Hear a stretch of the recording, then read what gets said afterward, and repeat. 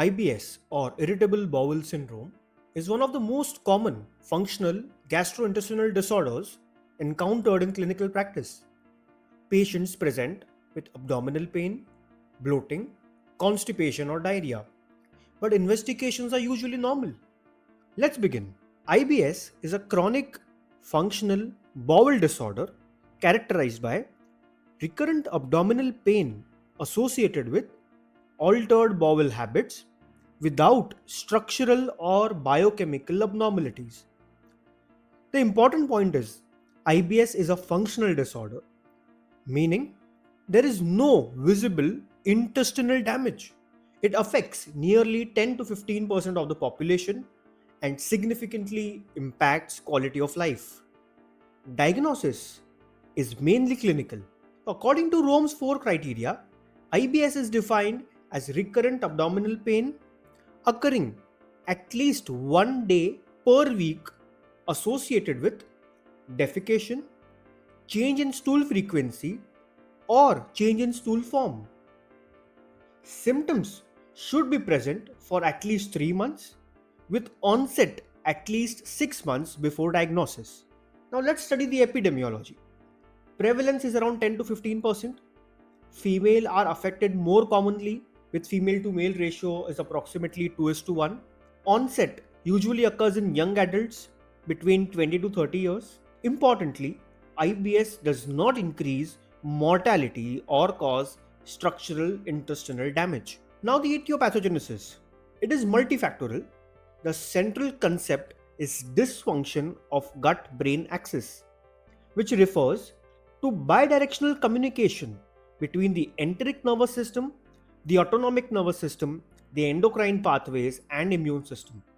Psychological stress activates the HPA axis, leading to altered gut motility and increased visceral sensitivity. Other important triggers are post-infective IBS, genetic predisposition, dietary factors like FODMAP-rich diet, caffeine, and alcohol. Key pathophysiological mechanisms include: first, visceral hypersensitivity, where normal bowel distension is perceived as painful. Second, altered GI motility, with accelerated transit in IBSD and delayed transit in IBSC. Third, CNS dysregulation, where altered central pain modulation amplifies the symptoms. Fourth, microbiome dysbiosis, causing increased fermentation and gas production. Fifth, low grade inflammation with increased cytokines and mast cell activation. Now let's study the pathophysiology. IBS is now considered as a disorder of gut brain interaction. Multiple mechanisms act simultaneously. The visceral hypersensitivity causes exaggerated pain perception.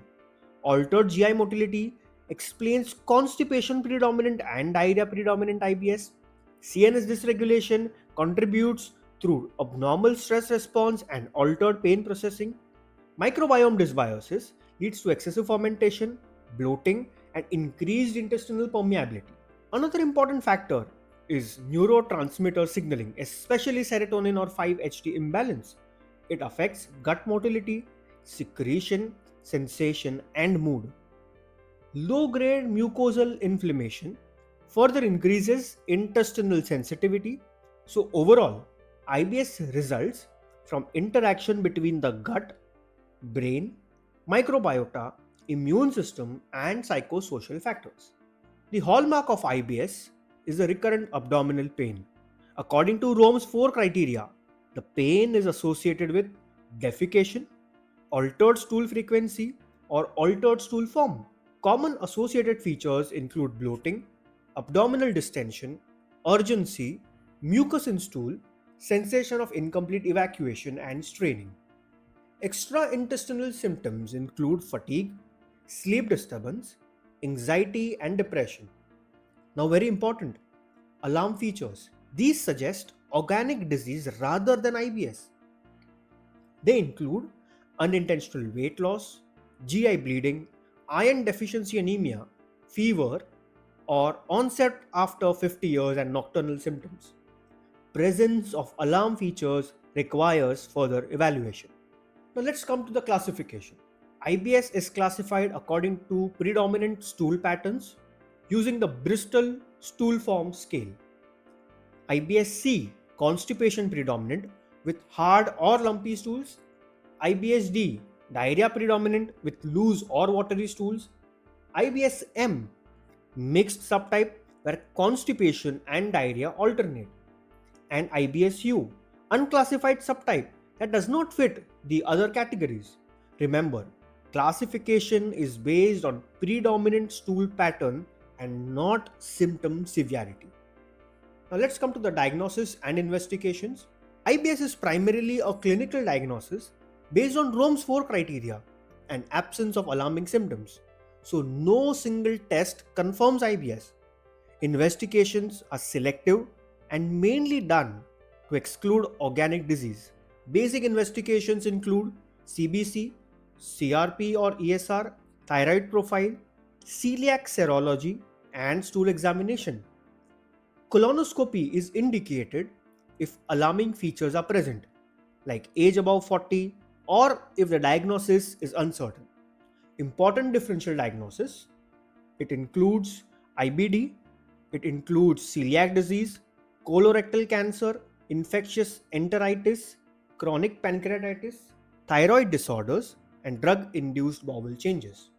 So to summarize, IBS is a chronic functional GI disorder involving disturbed gut-brain interaction. Key mechanisms include visceral hypersensitivity, altered motility, CNS dysregulation, microbiome imbalance, and low-grade inflammation. Diagnosis is clinical using the Rome's 4 criteria, while investigations mainly help exclude organic pathology. If you find this video useful, make sure to like, share, and subscribe for medical education content. Thank you.